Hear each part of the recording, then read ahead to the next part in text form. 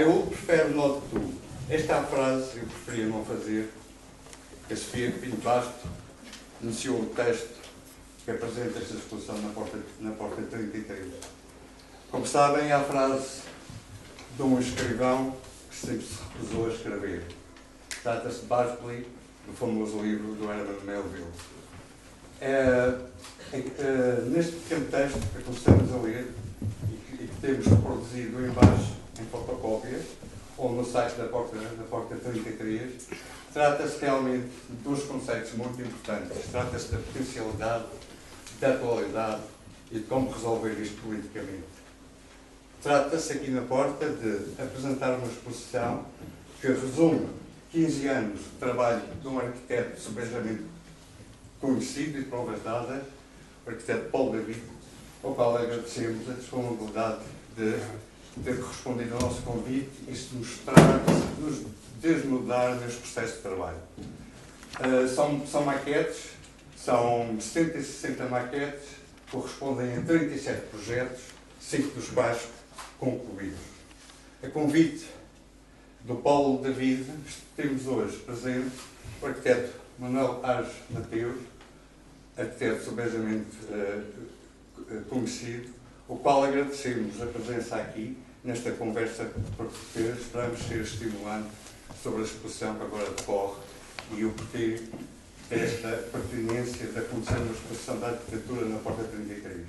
Agradeço também à Sofia Pinto Basto, que está ali sentada, pela generosidade na escrita do seu texto. Muito obrigado a todos pela sua presença e desculpem, e precisava ter bebido água primeiro antes de falar. Muito obrigado. Obrigado. Bom, parece-me que cabe, para já, boa tarde a todos. Obrigado pela vossa presença. Tenho esta tarefa difícil nesta circunstância que é de apresentar o Manuel Ares Mateus. Mas antes queria, num pequeno à parte, agradecer à Sofia Pinto Basto pela generosidade do seu texto e do seu caráter, a escavação que convocou para apoiar esta exposição, que é uma exposição relativamente que se pretende ser simples, é um fragmento da estrutura de um trabalho de um arquiteto, que nós aqui designamos arquivo, e que possivelmente o Manel melhor irá explicar também, ou vai-me ajudar a explicar também. Portanto, eu hoje sou, no fundo, a pessoa que menos interessa ouvir. Interessávamos, no fundo, concentrar a vossa atenção e a vossa audição no arquiteto Manuel Ares Mateus. Portanto, eu vou ser muito tendencioso. Portanto, não vou correr o risco de apresentar o Manuel Ares Mateus, porque nós somos amigos há muito tempo. E há aqui uma afinidade muito forte. Conhecemos dos corredores da escola, trabalhamos juntos, portanto, e é muito difícil, portanto, de uma forma muito declarada, explicar a sua obra, até porque a dimensão dele é muito grande.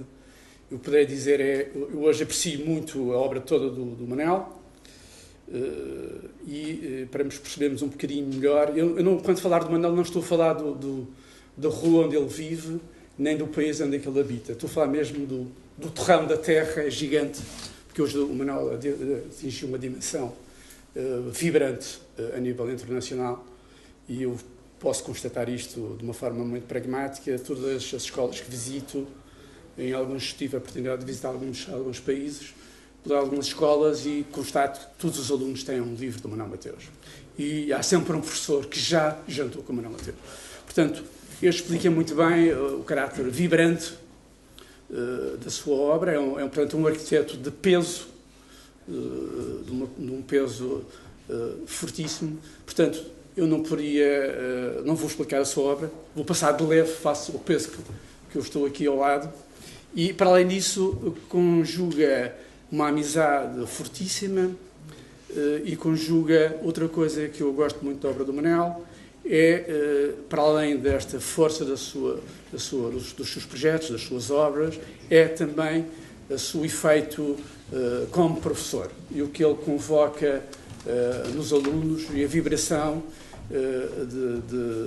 que eu coloco. Portanto, o Manel é, no fundo, na atualidade, uma espécie de desenho de esperança nas escolas e nos jovens aliás, foi o que eu aprendi com o Manel. A grande lição que eu aprendi com o Manuel Mateus foi introduzir a esperança e introduzir a esperança na produção da arquitetura. Acreditar que isto é possível mesmo, sermos arquitetos e podemos, no fundo, resolver a instalação de uma crise. No fundo, a arquitetura está sempre perante uma crise, há sempre alguém que está dentro de uma crise e o Manel ensinou-nos, ao longo dos tempos, esta possibilidade de resolvermos ou estarmos próximos desta equação.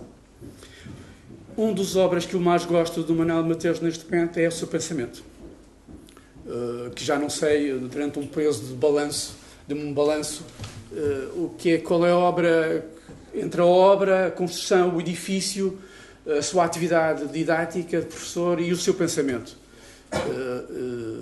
Portanto, hoje tenho muitas dificuldades em perceber até o que é que ultrapassa mais, não é? Portanto, e inscreve este lanço de grande entusiasmo.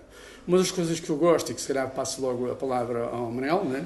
Porque recuso-me a apresentar a sua obra, eu acho que é subejamente conhecido, não vale a pena falar. O que me interessa é esta dimensão que vou constatando na sua vibração. Nos conhecemos aqui há 30 anos, somos colegas há 30 anos, né? 30 qualquer coisa. 30 qualquer coisa.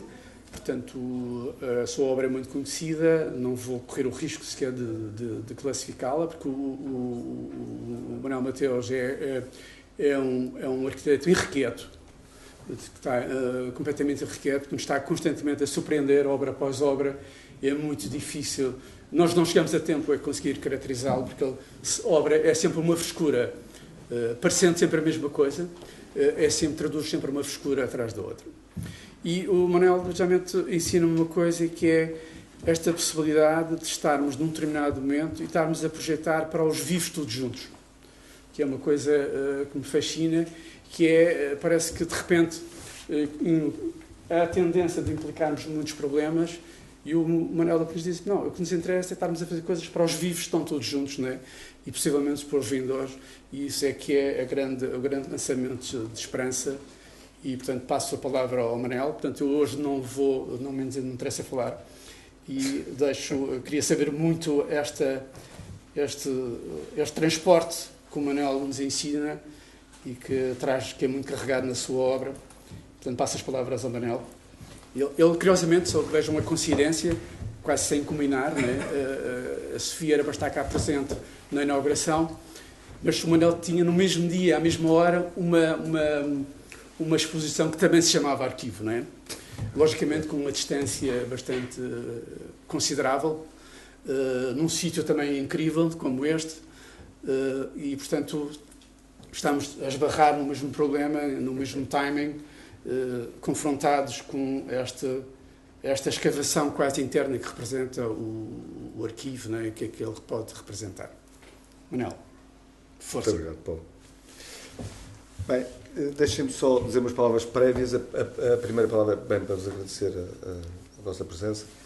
A outra é, obviamente, para agradecer as palavras do Paulo, devem ser tidas em conta de ser uma amizade, esta tal amizade de 30 anos, não é? Portanto, não têm, nesse aspecto, ficam bastante desvalorizados, porque, como se calculam, são palavras fundamentalmente de um amigo.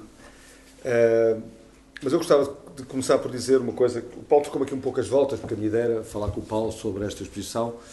Mas então eu vou falar sobre esta exposição, porque eu acho que isto é um momento de uma grande importância. O que está aqui de mais importante começa por ser a ideia de uma galeria notável no Funchal, trazer para a sua exposição de arte a arquitetura. E isso é muito importante, primeiro porque é uma forma, de alguma maneira, de estender a parte da própria possibilidade da exposição da galeria, mas é também um reconhecimento de um papel distinto da arquitetura. A arquitetura é esta ideia de traduzir uma ideia, de transportar através da construção uma ideia, portanto, introduzir um valor suplementar a uma atividade normal, que é construir, e quando ela se transforma e ganha este valor de depósito artístico numa galeria, é o seu reconhecimento que é importante. E é interessante depois que, no fundo, nós estamos a fazer uma transformação enorme. Aquilo que está a ser feito aqui com esta exposição do Paulo é uma transformação enorme. É uma transformação que era, eu pensei nisso quando montei esta pequena conversa, que é esta ideia muito curiosa, que é, nós estamos a ver investigações de um criador que se transformam em explicações, não é? Nós já não o estamos a ver como o aspecto criativo, estamos a ver o fim da linha como uma explicação, como um objeto artístico que é uma explicação e que é a possibilidade do arranque para umas novas investigações. O que é importante no arquivo é evidente sempre esta ideia de se poder vir a construir com ele outras ideias e outros pontos de partida. Também é muito interessante, como vocês percebem nesta exposição, há uma pequena parte do trabalho de um arquiteto que é construído, e há esta ideia de que a arquitetura ou o trabalho de um arquiteto é sempre construção. E isso não é verdade. O trabalho do arquiteto é sempre a possibilidade de construção, que é uma coisa completamente diferente. Ele também é trabalho de arquitetura quando não é construído e é possibilidade de construção. Nós vimos todas estas obras do Paulo e elas são possibilidades de construção, portanto são arquitetura. E são possibilidades de construção que é muito interessante, porque elas, postas agora neste novo tempo, não é?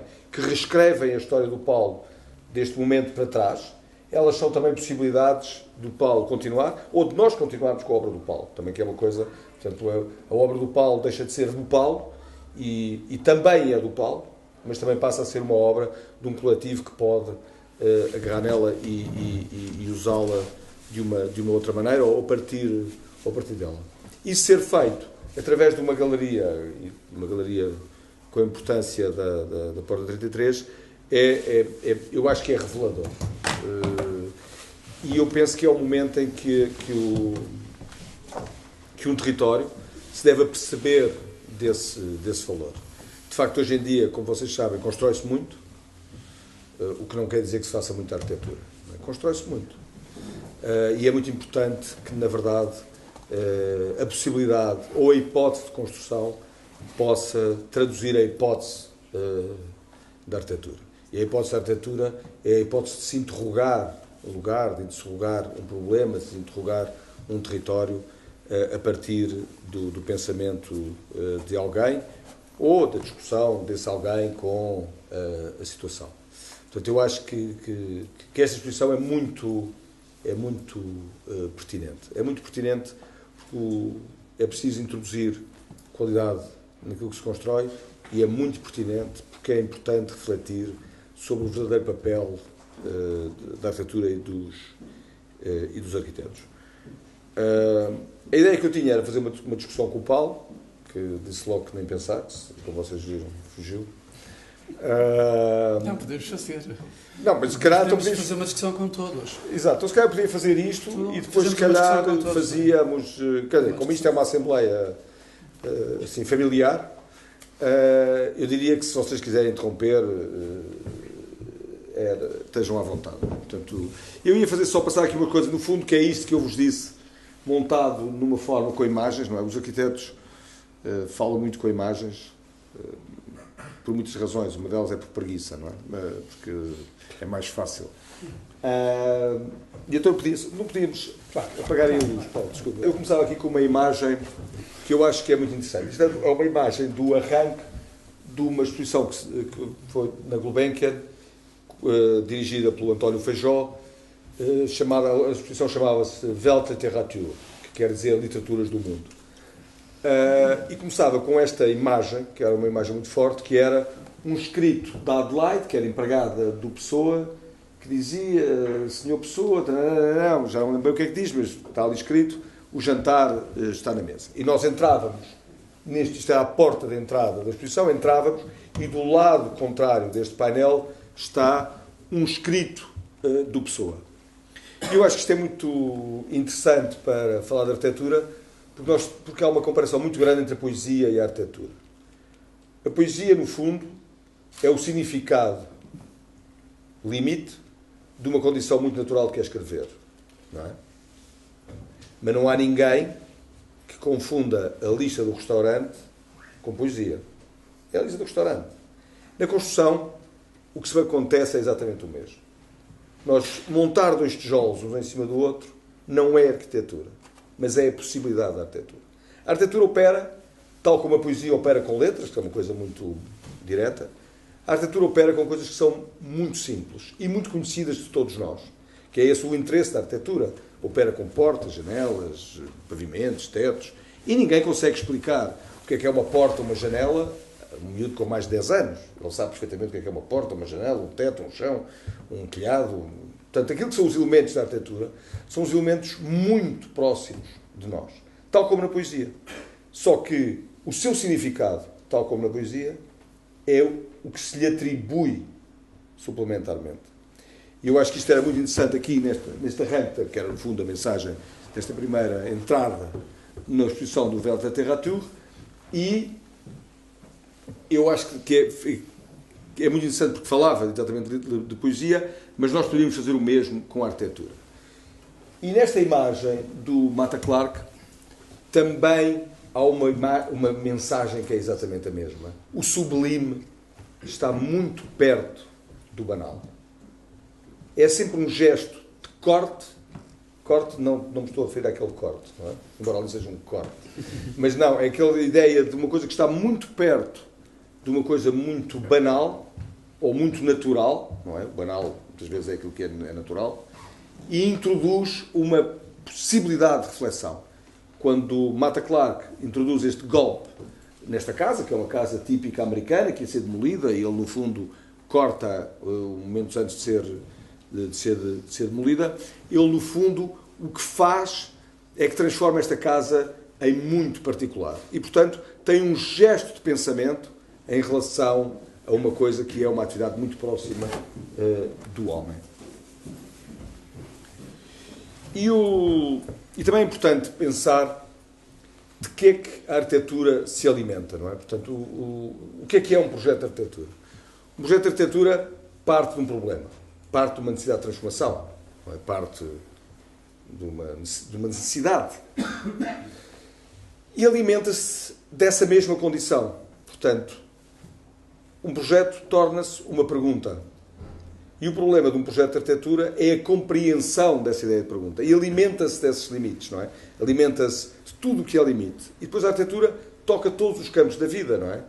A arquitetura toca tudo aquilo em que nós tocamos cotidianamente. A arquitetura toca. Porque a arquitetura é um suporte de vida, não é? O que a arquitetura faz não é nada que é finito, é fazer algo que é um suporte de vida. Mas toca todos os campos da vida. E alimenta-se desse mesmo problema. Portanto, nós podemos imaginar que a arquitetura alimenta-se de uma necessidade económica, alimenta-se de uma vontade precisa, de uma necessidade de preservação de um lugar, de uma atenção.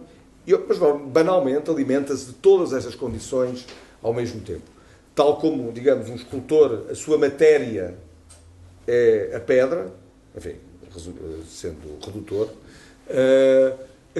a matéria de um arquiteto é o problema, são todas as facetas, diferentes facetas de um problema. Portanto, qualquer problema para um arquiteto não deve ser entendido como uma limitação, mas é sempre uma matéria de trabalho. Portanto, é muito interessante, e nós sabemos isso, que um projeto sem limites não teria qualquer significado. E, portanto, nós necessitamos dos limites para nos alimentarmos e para fazermos crescer uma reflexão. Mas quando enfrentamos um lugar, nós enfrentamos sempre um lugar real, não é? Somos capazes de descrevê-lo como uma coisa real, não é? Nós chegamos a esta cozinha de Alcobaça, que é assim uma espécie de referência importante na arquitetura portuguesa, e dizemos, não, isto são os azulejos, isto é a primeira estrutura metálica, isto é muito vertical, ali ao fundo há uma água. Temos uma condição da realidade. Mas quando, na verdade, nós enfrentamos um lugar, nós não enfrentamos só um lugar e não vemos só a sua condição de realidade. Encontramos esse lugar com muito mais coisas na nossa bagagem. Encontramos esse lugar, nós também transportamos um momento cultural para olhar para esse lugar. Não é? Portanto, nós temos um preconceito, no bom sentido, não é? Transportamos uma carga que nos faz, na verdade, influi também a maneira como olhamos para esse lugar real. Olhamos para o lugar real sempre através de uma carga que temos cultural, ou uma carga de uma memória ou ainda uma poesia. E, na verdade, o que nós vamos ver é um somatório dessas condições. Não é? Nós, quando olhamos vendo um lugar real, vendo uma condição, vendo uma dimensão, vendo coisas que percebemos de uma forma ou de outra, mas também vemos todas estas cargas, todos estes sistemas culturais, ou toda esta carga cultural que está subjacente. Eu gosto muito de uma explicação com 20 e tal anos, com o Fernando Adrià, aquele homem do El Bulli. Agora está muito na moda os chefes e a cozinha, portanto temos sempre que usar como exemplo a cozinha.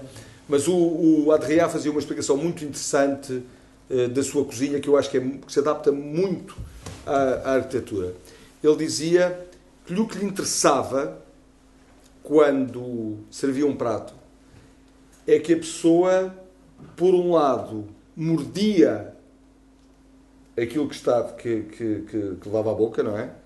E tinha uma sensação de realidade. Salgado, uma coisa, não sei lá, um gosto. Mas, na verdade, mordia com o preconceito que ia morder uma coisa que tinha outro sabor.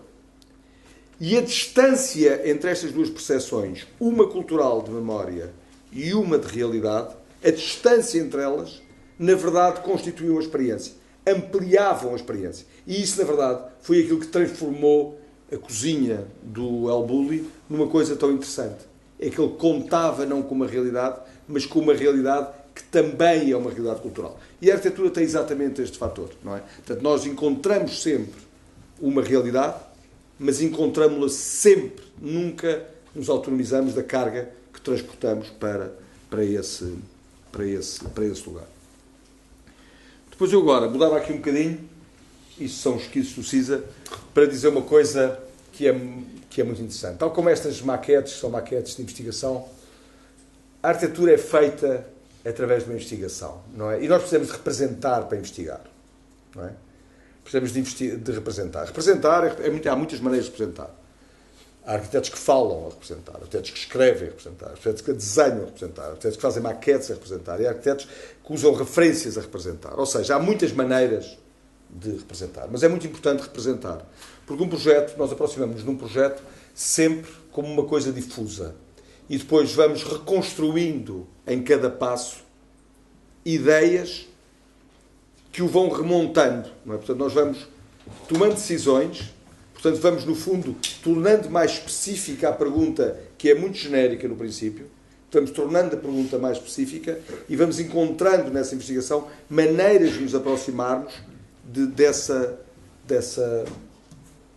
investigação.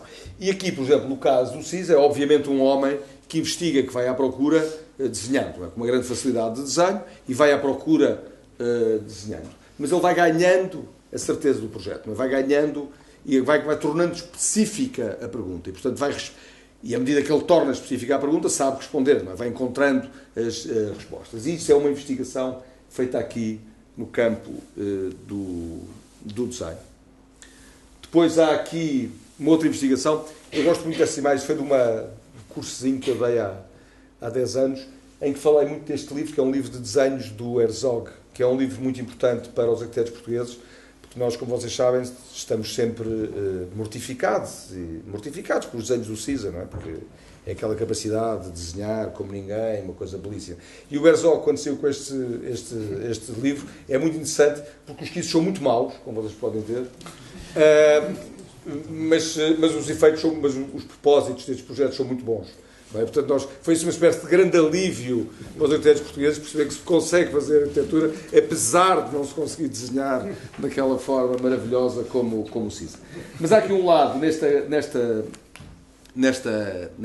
desenhos do CISA, nestes desenhos do Herzog, que são muito interessantes, que ele faz uma coisa que é, ele representa o desenho, mas ele também tem sempre no desenho uma evocação muito clara da ideia de sinais muito facilmente transmissíveis culturais. Portanto, na ideia, ou seja, ninguém hesita sobre o que é que são isto culturalmente. Portanto, ele, no fundo, desenha e usa a referência cultural de uma forma muito direta, que é uma coisa interessante, um pouco uma forma diferente do CISA. Mas aqui introduz esta ideia de uma ação cultural que é muito interessante. Uma ideia de memória que é muito interessante, como também referência para a investigação do projeto. Mas os arquitetos desenham tudo, não é? Desenham não. Os arquitetos não é desenham. Alguns desenham. Não é necessariamente importante desenhar. Mas é muito importante que os arquitetos ativem a memória, não é? Portanto, como vocês já perceberam, esta ideia da cultura, do preconceito, do conceito, da cultura, tudo aquilo que nós transportamos tem a ver com uma espécie de banco de memórias, não é? Portanto, e nós gostamos muito, vocês agora há muito este discurso, bem, não é só dos arquitetos, dos artistas, de falarem muito da infância e das memórias. É uma parte da verdade, essa parte que é a infância, as memórias, mas as memórias verdadeiras de um artista ou de um arquiteto, enfim, um artista e um arquiteto são a mesma coisa, mas de um artista ou um arquiteto enquanto artista, as memórias verdadeiras são memórias que nós estamos permanentemente a ativar.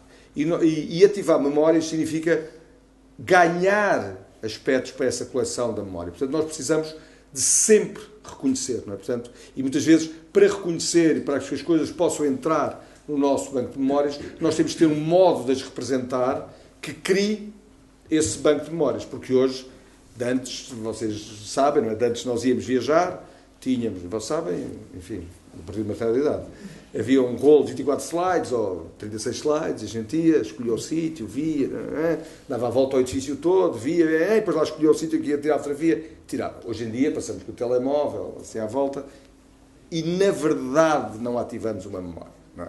Aquilo que nós fazíamos com uma fotografia, hoje muito dificilmente, ou só alguns é que fazem com essa fotografia, e nós perdemos a capacidade de ativar memórias. Portanto, e essa ativação das memórias é muito importante. Portanto, nós temos que ter maneiras de saber reconhecer, ou seja, temos maneiras de ter que conhecer para poder recombinar, porque nós só usamos aquilo que conhecemos, não é? O processo criativo é sempre uma recombinação de coisas que são conhecidas, no sentido em que nós não podemos usar aquilo que não conhecemos. Portanto, a descoberta é a recombinação. E, portanto, nós necessitamos de reconhecer, ou necessitamos de investigar. E a arquitetura, na verdade, tudo, para um arquiteto, tudo é pretexto, não é? O caso aqui era o caso de um bolo, que é um bolo, isto é um bolo, aquilo é uma mesa, não interessa. O que era importante é, no fundo, que tudo sirva como pretexto para uma reflexão. E a arquitetura tem a ver com a vida, não é? Portanto, não tem necessariamente a ver com um ou outro programa que nós estamos habituados a chamar arquitetónico. Um arquiteto pode desenhar um bolo, um arquiteto pode desenhar uma mesa, porque isso tem a ver com a vida, e isso é o que é determinante. Mas eu passava aqui também para outro tipo de representação, para vos dizer que também a representação e a investigação do desenho muitas vezes também pode passar pela investigação que nós fazemos no desenho que nós chamamos de técnico, não é? O desenho técnico também ele próprio pode conter uma investigação. Não há um desenho, digamos, não há um desenho técnico e um desenho de investigação. O desenho técnico também pode ser um desenho de investigação. Portanto, pode também ser um instrumento de investigação. E aqui, no fundo, vocês veem ali, isto é uma maquete de uma casa, e lá em cima são os desenhos de uma casa. E, no fundo, vocês veem, há os espaços principais que são representados a branco, há os espaços secundários que são representados a negro, e aquilo era uma forma de investigar passagens e coerências para este espaço. E, portanto, são desenhos AutoCAD, não é? Portanto, são desenhos de computador, impressos, mas também eles próprios constituem uma forma de investigação que é importante ter. Portanto, digamos que nós não podemos neutralizar nenhuma possibilidade de investigação, porque todas as possibilidades de investigação são sempre uma forma de nós representarmos, e essa forma de representação interroga-nos, e, portanto, nós necessitamos dessa interrogação. Portanto, não podemos ser neutros em nenhuma forma de representação. Por isso, muitas vezes, nós temos que escrever sobre os projetos para que essa ideia da escrita nos obrigue a uma síntese e essa síntese nos volte a interrogar. Portanto, o que é interessante sempre para nós é produzirmos sínteses em desenho, em escrita, em conversa, em maquete, como for, para que essa síntese nos volte a interrogar, para nós podermos tornar, digamos, aquilo que nós estamos a propor como mais claro e mais preciso. Eu dava-vos agora aqui dois exemplos de dois projetos com investigações diferentes. Isto é um museu, o Grande Museu do Cairo, é um concurso com muitos anos. O grande Museu do Cairo, ali ao pé, aquilo é, acho que é a pirâmide de Gizé. E, no fundo, este projeto, eu não vou falar do projeto, vou falar só deste aspecto que era a representação. E no caso aqui, a representação, no fundo, esta, a ideia, que era a primeira ideia que aparece no projeto, ou a primeira, não sei se a primeira, a ideia que vingou, que nós desenvolvemos, era esta ideia de densificar a ideia da terra, não é? Portanto, aquilo é um enorme deserto, ainda hoje é. Aquilo que vocês sabem que à volta das pirâmides estão muito construídos com hotéis, aquilo é uma coisa horrível, exceto para este lado, que era um campo militar que estava constantemente a ser bombardeado, portanto não há nada, não é? Portanto, na verdade, há um pedaço de deserto que ainda chega à pirâmide por este lado. E nós aqui, a nossa ideia era representar exatamente essa densificação do deserto e essa remontagem da possibilidade do deserto para poder construir um edifício. Como às vezes nós temos aquela sensação que a arquitetura é uma espécie de caminhada, ou que a construção é uma espécie de caminho em que há a natureza, depois há a agricultura, depois há o ordenamento da agricultura e depois aquilo quase que chega a ser urbano, não é? Portanto, é uma espécie de ordenamento da natureza. E aqui a nossa ideia era agarrar nessa ideia de que a terra ou que o deserto é informal e que podíamos começar a ganhar uma forma e a partir dessa forma, dessa reorganização dessa forma da areia, podíamos introduzir um projeto. Mas é evidente que aqui também havia um aspecto muito interessante, que neste esquiço, infelizmente não trouxe esse esquiço, há um esquiço do CISA muito bonito desta pirâmide, que é exatamente, ele desenha assim as pedras e tal, e esse esquiço é determinante para o desenho deste esquiço, não é? Porque, na verdade, essa tradução de uma memória que eu tinha, de uma representação de outro, porque muitas vezes nós recorremos a isso, não é? Nós, para chegarmos a um lugar, não é? Para chegarmos a uma realidade é a coisa mais complexa que há, não é? Uma realidade é tudo, não é? Uma realidade tem tantas facetas que nós necessitamos selecionar uma maneira. E muitas vezes chegamos por outras representações de outros, usamos, por exemplo, muitas vezes fotógrafos, não é? Fotógrafos que viram uma realidade de uma determinada maneira e nós seguimos essa visão para podermos começar a decompor o problema para atuarmos. E aqui, para chegar a este esquiço, foi determinante ter visto esses desenhos da pirâmide de Gizé, que o CISA tem, um esquiço da pirâmide, para compreender depois o processo pelo qual nós trabalhávamos para chegar à ideia do projeto. E é evidente que, ao mesmo tempo que são feitos aquilo, este era, por exemplo, simultaneamente, a ideia de responder de que maneira é que se pode construir no Cairo. E a única coisa que havia no Cairo era betão, e, portanto, o que nos interessava era de que maneira nós podemos ser atuantes para responder a um projeto. E vocês reparem que nós vamos descobrir a maneira de construir para responder a uma ideia não colonialista de atuar em África, não é? Portanto, dizer o que é que vocês podem fazer. E, portanto, não é esta ideia de o que é que nós vos podemos impingir. E estas duas ideias partem, no fundo, para responder à solução. E esta coisa chegava-se um pouco por esta espécie de investigação, e a nossa ideia foi, então vamos fazer grandes blocos em betão, vamos simplesmente empilhá-los e construir com isso o museu.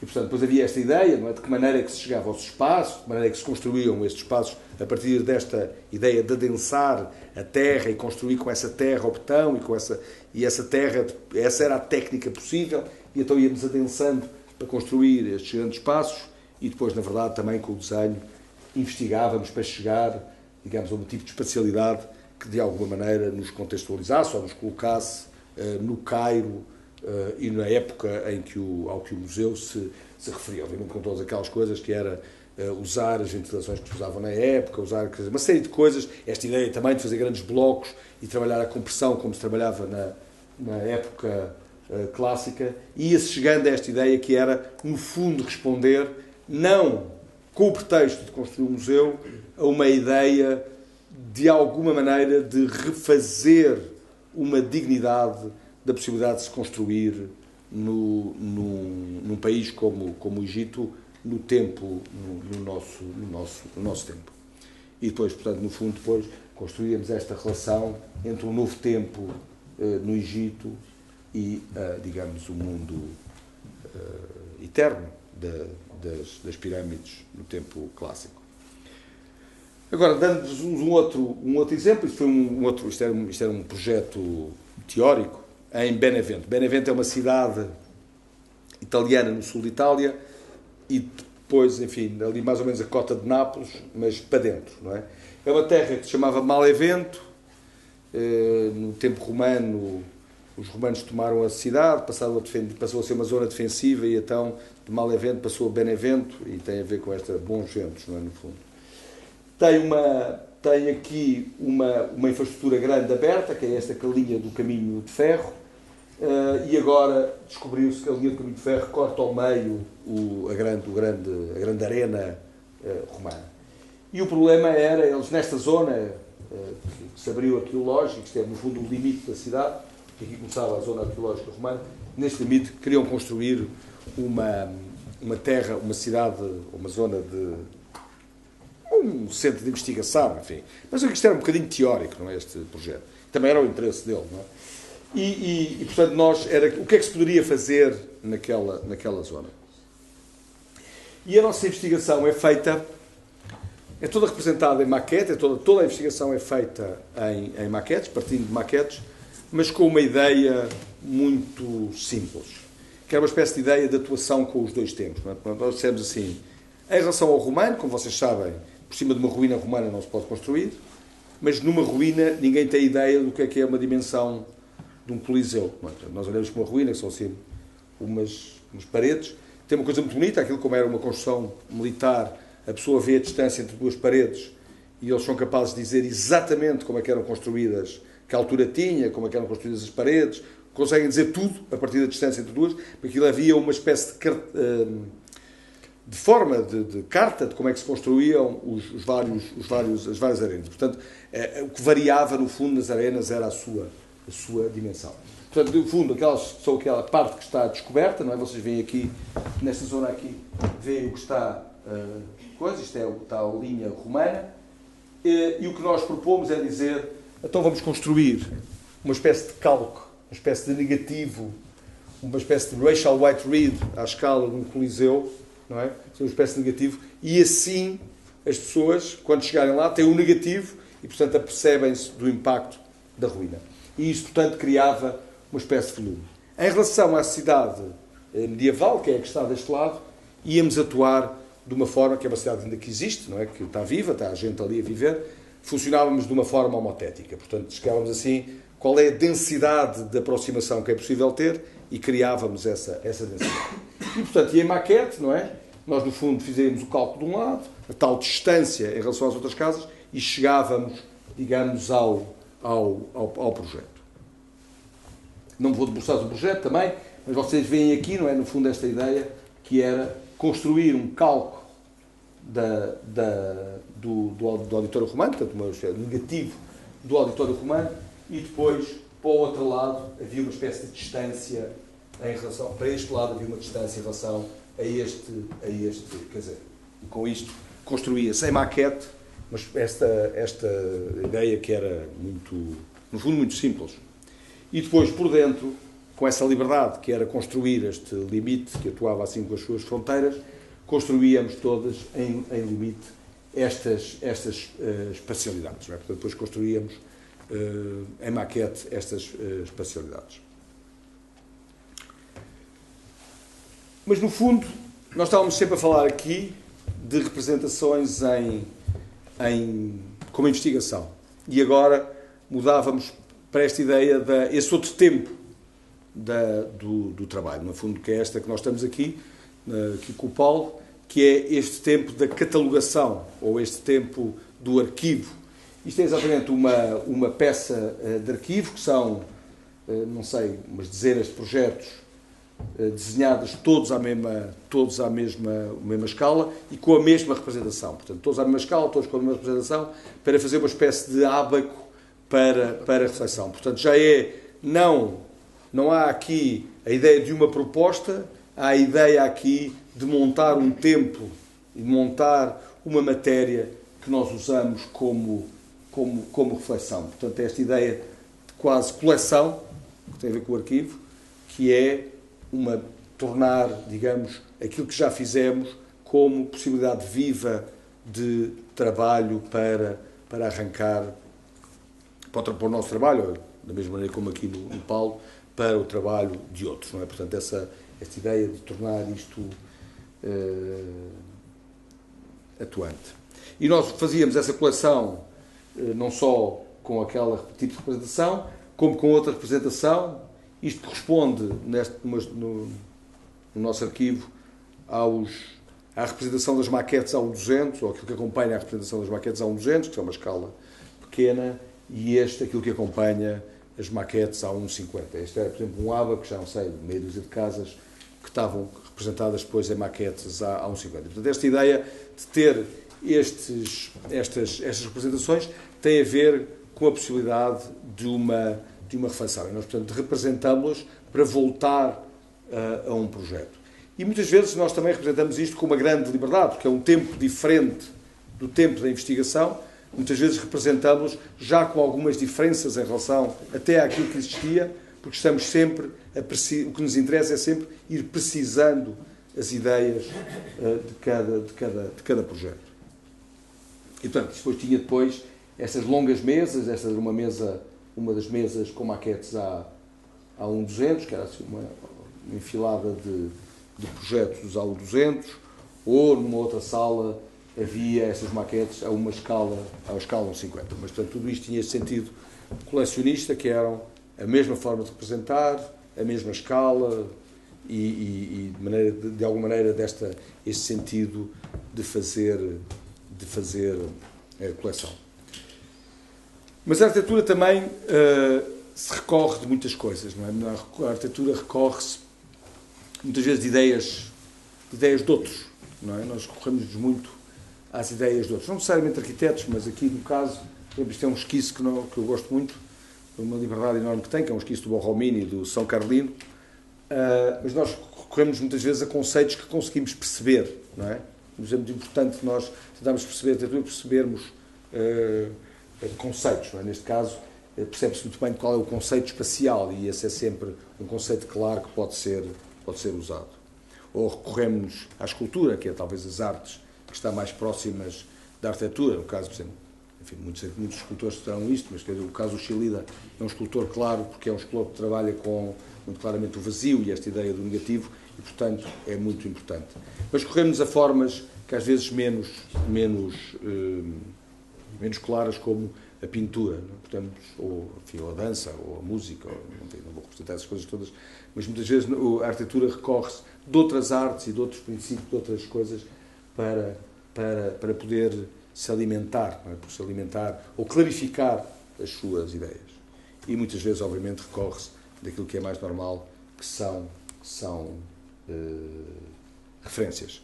Pronto, eu agora só fazia uma coisa, que é ilustrar-vos muito rapidamente aqui com os projetos, algumas destas ideias. Começava aqui com um projeto que é uma casa em Monsaraz, aqui muito perto de Monsaraz, portanto, junto ao Alqueva.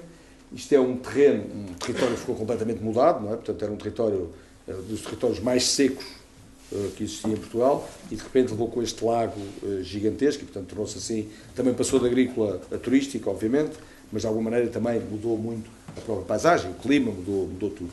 Isto era uma gente que tinha o direito a construir uma casa, porque a casa deles ficou debaixo d'água, e portanto ficaram aqui com o direito a construir uma casa um bocadinho isolada de outras casas, e mesmo à borda do Alqueva. Portanto, ali naquela ponta, num dos princípios do Alqueva, e portanto esta coisa muito grande.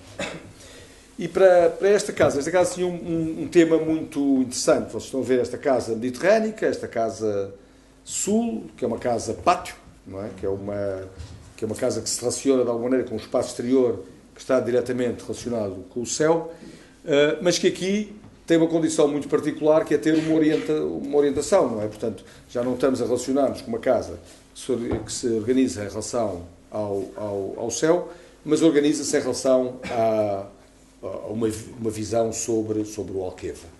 E, portanto, nós ilustramos isto, não sabemos agora se isto é o ponto de partida do projeto ou se é uma explicação do projeto, não é? É qualquer uma das duas coisas ao mesmo tempo. Mas, no fundo, isto, para nós, o que nos explica é esta ideia de dizer é possível ter um espaço e orientar. Não é? Portanto, nós no fundo dizemos, não temos um pátio virado ao céu, temos um pátio virado ao Alqueva. E depois, ao mesmo tempo, obviamente, nestas imagens está contida esta enorme liberdade que o tempo aporta ou transporta para as coisas físicas, não é? E que lhes dá este caráter da ruína, que é sempre um caráter lindíssimo, até pelo seu aspecto romântico. Depois, outro aspecto, obviamente, central é a gestão da luz, não é? A gestão da luz, que é um elemento central na arquitetura. Isto é uma imagem num espaço em Baia, ali ao pé de Nápoles, um bocadinho a sul de Nápoles. E, portanto, nós fazemos a casa partindo de alguma destes princípios. A primeira coisa que faz é a colocação da ideia do espaço central, que é este espaço exterior, no território. Cortámo-lo deste tamanho, para esse espaço abre uma cozinha e uma sala, e depois, como era muito profunda esta calote, era muito profunda em sombra, nós temos uma contra-calote e a interseção entre as duas calotes gera aquele espaço ali que faz, no fundo, passar luz. Depois, isto é a circulação, portanto, chega-se pela cobertura daquele lado, desce uma escada, há um espaço triangular e há este corredor que une a sala à cozinha. E depois tem estes, não se vê, mas tem mais estes dois pátios. E ali, agarrado a estes pátios, aqui tem aqui 2 quartos e ali um quarto, portanto, que abrem para estes pequenos pátios. É evidente que a ideia aqui também era que o impacto, apesar da pessoa poder construir a casa, que o impacto fosse reduzido, não é? Isto é uma zona, digamos, onde não é para construir, e portanto a nossa ideia é que o impacto, esta casa é toda construída em betão, toda metida debaixo de terra, e depois o impacto são esta calote que é branca e aqueles dois pátios pequenos que são brancos, mas a casa não tem a dimensão de impacto de construir uma casa, portanto há assim uma espécie de ideia de se integrar completamente na terra e atuar só a uma escala muito pequena para não disturbar uma natureza que é muito preciosa. Vem aqui no corte, não é? Que são as fachadas, que vão ser são em betão natural, desce esta escada, não é? Como vos dizia, acede-se pela coisa, este é o espaço principal, com a contracalote, que faz esta interseção aqui, que ilumina este espaço, a sua profundidade. Em construção, esta casa completamente dissimulada, aqui uma fotografia que seria melhor, não é? Da água, esta casa tem esta cor que se funde completamente com a natureza, não é? Que é este tom que não tem nenhuma presença, não é? Não força a presença na terra. Isto é a chegada, isto é numa fase de construção, portanto, quando se chega, pode-se ver, não se vê nada, há uma linha só, chega-se a uma escada e a única presença que existem são estes pátios, não é? Tudo isto será na mesma natureza que envolve tudo isto, estará aqui. E depois é evidente que o espaço principal se transforma este espaço desta calote e esta ideia de, no fundo, enquadrar ou ressignificar esta paisagem extraordinária. A entrada é feita através desta escada, se chega a um hall que é feito em madeira. Portanto, também esta madeira aqui atua um pouco para introduzir uma dimensão doméstica no betão, não é? Doméstica no betão, porque o betão é muito duro, não é? A casa é toda em betão, e como é muito dura, depois a madeira dá-lhe este lado, obviamente, tátil, quente, próprio de uma casa. E depois estes são os espaços, no fundo aquilo tem umas grandes janelas, correm, desaparecem, e estes espaços dentro da calote são como espaços que entram pela terra dentro. Não é? Portanto, isto é uma visão, por exemplo, da cozinha para fora, está ali a luz, não é? E ali, para aquele lado, está a sala. Portanto, aqui a abertura da sala, para fora, e aqui olhando no outro lado. Portanto, ali está exatamente a cozinha. Para este lado fica o lago. E, portanto, ali vê-se também esta ideia é uma forma na qual negativamente saem 2 espaços para a cozinha e os quartos. A cozinha e a sala. Portanto, este espaço como espaço principal da casa. Depois os pátios. Os quartos abrem sobre estes pátios. Os pátios que têm este acabamento todo em azulejo. para refletir luz. E, portanto, são uma espécie de coletores de luz para iluminar estes espaços. No fundo, é isto.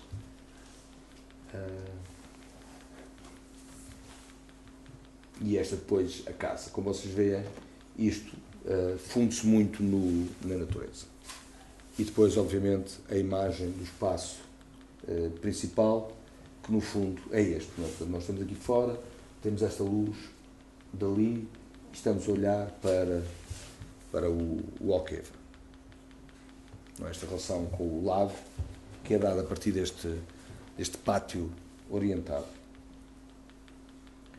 Uma outra casa agora que eu vos ia mostrar é uma casa num território muito grande, ali ao pé, em Melides, ao pé de Grândola, que é uma casa sem limites, não é? Portanto, é uma casa que não tem ali limites, não há um limite da terra, não é? São terrenos com muitas dezenas de hectares e, portanto, a primeira coisa que nós fizemos foi arranjar um platô e fazer uma casa que sem forma e arquitetura, digamos que é a forma mais elementar, é um quadrado, não é? Portanto, aquilo que é a arquitetura é mais claro e mais simples de se fazer.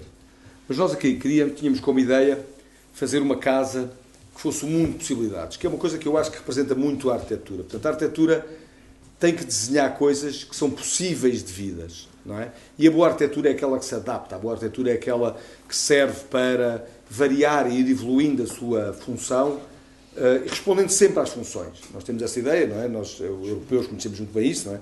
Sabemos perfeitamente que um convento era o melhor convento, e depois tornou-se a melhor instalação militar, e depois a melhor hospital, e depois a melhor universidade, e depois a melhor hotel, e é sempre o convento que responde desta maneira. E vocês imaginem, até do ponto de vista ecológico, o que é que isto quer dizer, não é? É construir não para uma especificidade, mas construir para a possibilidade da vida. E as casas também são um pouco isso, não é? As casas, nós temos a sensação que as boas casas são aquelas que permitem a vida, não aquelas que condicionam a vida. Não é? E esta ideia de permitir é uma coisa muito interessante. Portanto, a nós interessava-nos construir uma casa. Isto é uma casa, obviamente, onde vocês vão ver, a falta de meios é um tema que não entrou na equação. Mas esta casa, o que nós queríamos fazer era construir as possibilidades. O cliente tinha uma exigência, não haver betão armado, e, portanto, nós só usámos betão armado, betão pobre, não é sequer armado, não é? Betão pobre, a romana, para rasgar as fundações. E, a partir daí, tudo é feito em tijolo. Portanto, a casa é uma grelha de espaços, uns são interiores, outros são exteriores, não é? É uma grelha de espaços, e depois nós vamos ocupar estes espaços por agora como uma casa, não é? Com esta ideia de que a casa poderá evoluir, ou isto poderá evoluir sempre de uma outra maneira. Depois a casa é integralmente construída em tijolo, feito à mão. Para vos dar assim uns números, que é impressionante, estes números são interessantes, porque só porque são impressionantes.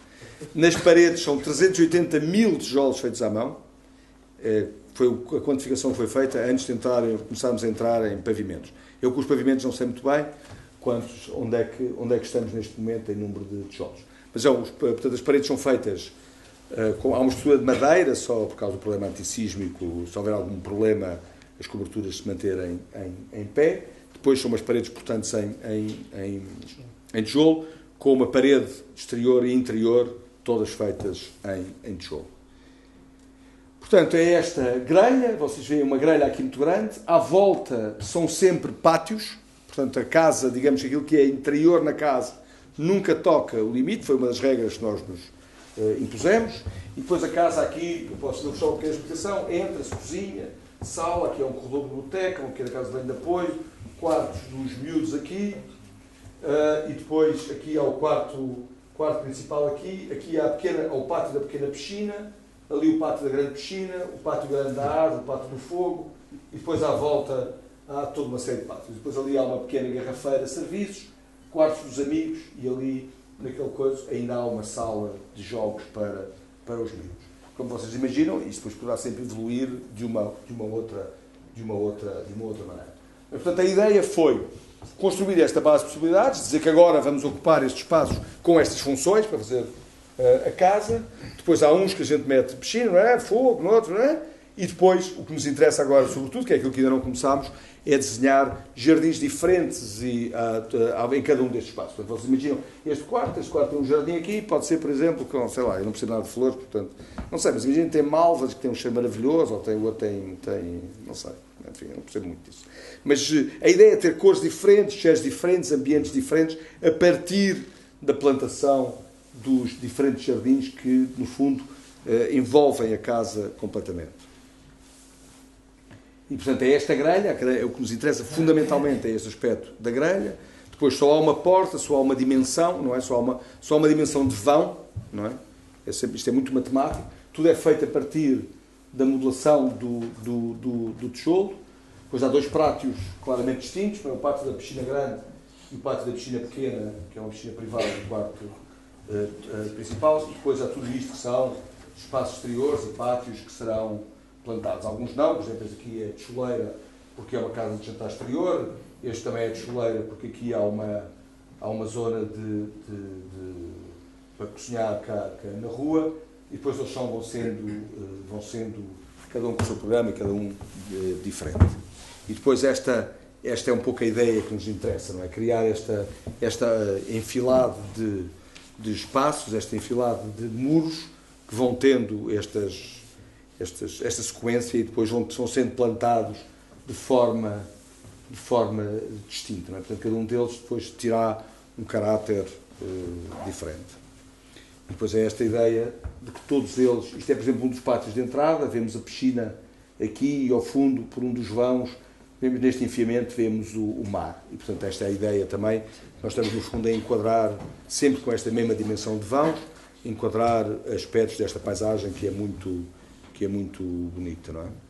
Portanto, esta é exatamente uma imagem desse pátio central, em construção, do pátio da árvore, não é? Desse pátio que se relaciona com a fachada ao fundo do mar, não é? Portanto, ali ao fundo temos o mar, temos este pátio principal. Depois a construção interior, vocês veem cá estes atravessamentos também, quer fora, quer dentro. O tamanho da janela ou do vão é sempre igual, é sempre X números de tijolos, tudo é feito a partir do número de tijolos, e depois há uma estrutura de madeira que também tem a ver com a dimensão dos tijolos, o seu ritmo que faz a cobertura. E depois há estas visões também, dessas transparências, de um lado ao outro da casa. Eu posso estar a ver não sei quantas portas, mas eu consigo ver de um lado ao outro da casa. E depois, obviamente, é uma casa que nós queremos fundida na cor desta terra, na cor desta natureza. Bem, eu agora só num segundo mudava só um bocadinho de escala. Isto é uma faculdade na Bélgica e nós fomos chamados para mudar uma faculdade que vinha de fora da Bélgica para dentro, de fora da cidade para dentro da cidade. E é um tema interessante, porque é uma faculdade de arquitetura, não era um concurso interessante por ser uma faculdade de arquitetura, e também porque, além de uma faculdade de arquitetura, havia esta ideia de relacionarmos com uma cidade que é Tournai é uma cidade limite de França. Ela, aliás, já foi fronteira de França. Esta é uma série de coisas do Vauban, muito bonitas, que é mais modulação de terreno do que propriamente construção do Vauban, mas que é muito bonita. Foi uma cidade muito bombardeada, mas este centro ainda está muito, muito bom. E para nós interessou-nos muito esta ideia muito curiosa desta cidade de construir espaços urbanos muito claros, apesar de ser feito a partir de elementos muito distintos. Não é? Portanto, se calhar, entre estes três edifícios há 500 anos de diferença, mas, no fundo, o espaço que elas geram é claríssimo. Ou também esta ideia da grande surpresa, que é a possibilidade da surpresa da cidade medieval, não é? Portanto, é uma coisa que nos interessava. Quando fizemos o concurso, e isto é uma imagem do concurso, a zona de intervenção é todo este quarteirão, uma coisa que era obrigatória conservar aquele convento, e depois o limite vinha por aqui, não é? Era um limite muito largo. E nós pensámos construir um edifício. Pensámos, outra condição muito interessante deste concurso é que havia para construir esta obra 4.200.000 euros. Ou 4.200.000 euros. Portanto, quando vocês imaginam a Bélgica, é nada. Para construir a faculdade é zero, não é? E, portanto, a ideia era ser muito atuante a partir do dinheiro. Portanto, a nossa ideia foi conservar tudo e desenhar um objeto, ou de construir um edifício, não é? Que, no fundo, fazia todas as ligações horizontais, todas as ligações entre os edifícios e, juntamente com os outros edifícios que nós conservávamos todos, os que era possível conservar, abria espaços urbanos, não é? Portanto, nós conservávamos todos, metíamos um e, juntamente entre as pré-existências e o que nós construíamos espaços urbanos. Portanto, construímos aqui a praça, isto era a entrada de serviço, a praça de chegada, o jardim principal ali no meio, e depois este foi estendido até lá para desenhar também uma relação com a parte de trás. E o único parte que fazíamos, além deste grande espaço que era o foyer, era construir aqui um auditório, que era a única coisa que não conseguíamos acomodar dentro destes 3 espaços. Portanto, era obrigatório conservar, e nós decidimos conservar todos, porque também não havia dinheiro para fazer outra coisa. E, portanto, esta era um pouco a imagem que nós queríamos. A imagem era, nós não tínhamos dinheiro e, portanto, construímos com uma matéria muito simples, mas que, juntamente com aqueles materiais que nós lá encontramos, que era o tijolo e a pedra azul, juntamente com estes dois, nós conseguíamos construir uma conjugação em que valorizávamos a materialidade do nosso edifício a partir das matérias pré-existentes e dávamos uma intencionalidade ao desenho dos edifícios pré-existentes a partir da introdução do nosso. Portanto, isto era a ideia do pátio de chegada, era uma espécie de drop-off para os alunos e a entrada para o jardim principal, porque também se queria-se que este edifício fosse também passagem urbana para o outro lado e, obviamente, culturalmente para nós, isto também era uma espécie de arquétipo da casa, um arquétipo de um mínimo, para que esse mínimo pudesse evocar a ideia da arquitetura. Não é? Portanto, isto, obviamente, esta forma evoca-nos, não como positivo, mas como negativo, transformado de um positivo, evoca-nos uma espécie de arquétipo da arquitetura que nós nos interessava para representar a ideia de escola de arquitetura. Pronto, depois de fora para dentro, não é? Portanto, havia esta ideia também de mediação e sempre construindo a partir da relação com a pré-existência. Depois o pátio interessava-nos, nós recuámos ligeiramente esta parede para fazer aquela relação ali com o convento, ali com aquela janela de canto, aqui é a entrada principal, ali abrimos um terraço para olhar para a catedral, e portanto aqui vocês veem a janela de canto, isto é uma janela que dali eu olho para fora, para o pátio, mas também olho para dentro, a partir de cima, para o foyer. Isto é a entrada principal, ali a tal varanda que olha para a catedral. Aqui é a relação da parte de trás, não é? Portanto, nós na parte posterior usamos exatamente as mesmas estratégias, mas no fundo à escala, uma escala completamente distinta, porque isto é uma pequena rua residencial e, portanto, é a mesma estratégia de desenho, mas com uma escala completamente distinta, e fazemos um edifício que se adapta, no fundo, à escala que está aqui, não é? É isto que temos aqui, e estes são os espaços, não é? Portanto, essa é uma outra escala, mas a mesma estratégia de construção. Portanto, se vocês olharem só com uma pequenina explicação, portanto, aqui é o tal espaço que nós desenhamos, não é? Esta é a passagem, o acesso principal, o jardim, o tal pátio principal, o pátio de serviço, aqui esta ligação com a rua posterior. Portanto, o que é mais importante aqui é exatamente este desenho, que nós no fundo temos uma circulação vertical aqui, outra circulação vertical ali, e estas ligações, portanto, fazemos funcionar uma pré-existência com este projeto. Aqui vocês veem, continua a ser as tais ligações verticais, as ligações entre as coisas, e há aqui um corredor superior. Isto é o tal ponto que eu no canto olho para fora ou olho para dentro, porque nos interessava que este espaço também atuasse não só num nível, mas também em várias alturas.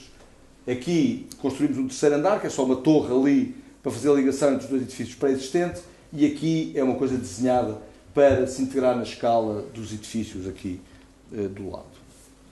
Depois, em secção, percebemos que, no fundo, estamos a desenhar fundamentalmente espaços. Quando olhamos para o foyer, há esta ideia, portanto, nós no foyer o que temos é este grande espaço, isto é espaço de ligação à rua posterior, há aqui ali aquela janela no canto, esta janela é uma janela importante, porque o foyer não é, o auditório não é suficientemente grande, portanto queríamos desenhar aqui esta pequena janela que tem uma luz que entra aqui por baixo, ali para trás, entra aqui por baixo, e desta janela pode-se fazer conferência, eu posso projetar nesta parede e assim consigo fazer, o auditório tem para aí 300 lugares, e com isto consigo fazer conferências para 1000 pessoas, não é? Para aqui que estejam no foyer todo, a partir daquela varanda, não é? Portanto, falas da varanda, projeta-se nesta parede e pode-se fazer para aí 1000 pessoas. Portanto, olhando no outro sentido, há ali a grande entrada, não é? Aquela ligação com o jardim, há ali o auditório que está dentro de um espaço, aqui é um arquétipo que está dentro deste espaço, e esta é a tal passagem superior, aqui olho para dentro e olho para fora. Depois, quando chego ao fundo disto, tenho ali o auditório, há aqui uma luz para destacar este edifício novo e também para marcar esta verticalidade. O auditório é uma coisa muito direta, e mesmo em termos de construção, é muito direta. Portanto, isto é tudo feito com muito poucos meios. Portanto, digamos que a forma tinha que resolver, logo à partida, todos os problemas. Uma das coisas mais engraçadas desta obra, mesmo engraçada no sentido mesmo da graça, foi que quando nós apresentámos o projeto às autoridades, os bombeiros disseram que as escadas não eram suficientemente largas para cumprir as normas de segurança. Portanto, queriam que nós alargássemos a escada. Nós irritávamos com a ideia de largar a escada, porque achámos que aquilo não tinha escala para ter uma escada demasiado larga, e resolvemos fazer duas escadas, não é? Há uma escada dentro de outra, e nós dizemos que há a escada dos estressados e a escada dos apaixonados, não é? Portanto, dependendo do ritmo que a gente quer circular na escola, usa uma ou outra escada. Estas escadas também foram desenhadas da maneira que a escada é volume e escada, portanto, por baixo ela é igual a por cima, portanto, há esta ideia da escada ser uma espécie de autonomia que ela ganha neste sentido escultórico, e depois, no fundo, este é o arranque da escada, não é? Portanto, nós, no fundo, aqui, esta é a escada que isto é o ponto de arranque no resto do chão, isto é o ponto de chegada lá acima destas duas escadas que se cruzam, as duas escadas entrelaçadas, e, obviamente, a escada que ganha significado é com 3 pessoas, aqui vista de cima a baixo e de baixo para cima, não é? Que é este sentido muito equitativo entre as duas coisas. Bom, acabo aqui só agora com Lausanne. Só para dizer, há este grande buraco agora que nós estamos agora neste momento a construir em Lausanne, que são 2 museus que eram feitos nesta plataforma. Portanto, esta plataforma já tinha aqui um museu em construção e é deste lado. Este museu é muito impositivo. Portanto, a primeira decisão que nós tivemos foi de colocar um museu que adoçasse muito bem à escala deste lugar. Portanto, as partes de serviço do museu são todas à volta e continuam os jardins que estão à volta. E depois há aqui um cubo central, há aqui um cubo onde estão as partes públicas do museu, com esta consciência que este museu, são 2 museus, mas já há um terceiro museu fora. Portanto, digamos que o centro é sempre este espaço público, não é? Portanto, esta é sempre a parte central. E nós, o que propomos é exatamente, partir desta ideia de espaço central, prolongar o espaço urbano para o interior do museu, e depois é pedido um museu de design com muita luz, metemos-lo lá em cima, não é? E é preciso um museu de fotografia com luz muito controlada e metemos-lo aqui por baixo. Portanto, entre estes 2 museus, nós fizemos o prolongamento do espaço público, ou o espaço urbano, e depois o acesso ao museu de design e o acesso ao museu de fotografia. Mas esta é a ideia muito direta de tornar o museu muito oferecido às pessoas. E, obviamente, tornando isto como espaço principal, visto que há já aqui um terceiro museu no lado. Depois, isto é uma imagem desta entrada que nós queremos fazer. Portanto, no fundo, o que estamos a fazer é esta espécie de gruta onde se entra e depois se acede aos 2 museus. Isto é o foyer. Portanto, a grande dificuldade deste projeto é que este museu, que tem 50 por 50 metros, mais ou menos está agarrado ao chão por 3 pontos, não é? Há 3 pontos aqui, 1, 2, 3 pontos, e, portanto, tudo isto se agarra nestes 3 pontos, mas nós não queríamos ter 3 pés. Portanto, o que nós queríamos fazer era, no fundo, desenhar um chão que se movia, uma cobertura que se movia, não é? E quando o chão e o teto se cruzam em 3 pontos, determinam esses 3 apoios. E depois, isto é tudo transparente, e à volta estão concentrados todos os serviços. Portanto, e é esta a ilustração do que é o foyer. Portanto, no foyer, no fundo, são estes 3 pontos e depois um espaço que é luz em todos os sentidos, com uma escada que sobe e uma escada que sobe para o Museu de Design e uma escada que desce para o Museu de Fotografia. Portanto, um museu muito luminoso e um museu com a luz muito controlada.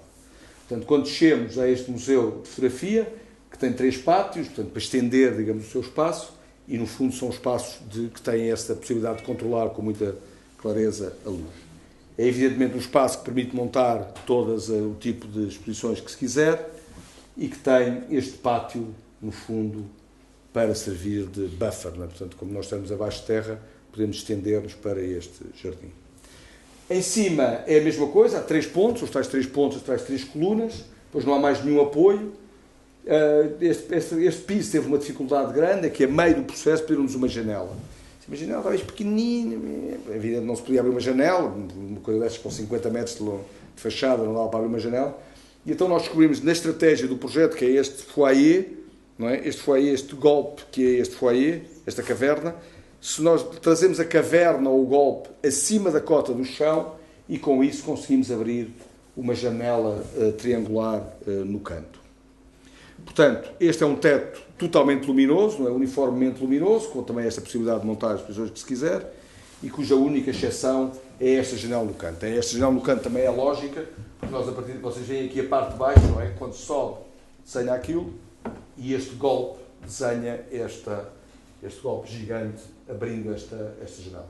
Esta coisa é lógica, porque eu aqui vejo o Lago Le Mans, o Lago de Genebra, ou de Lausanne, e ao fundo vejo os Alpes. Portanto, esta vista aqui é maravilhosa.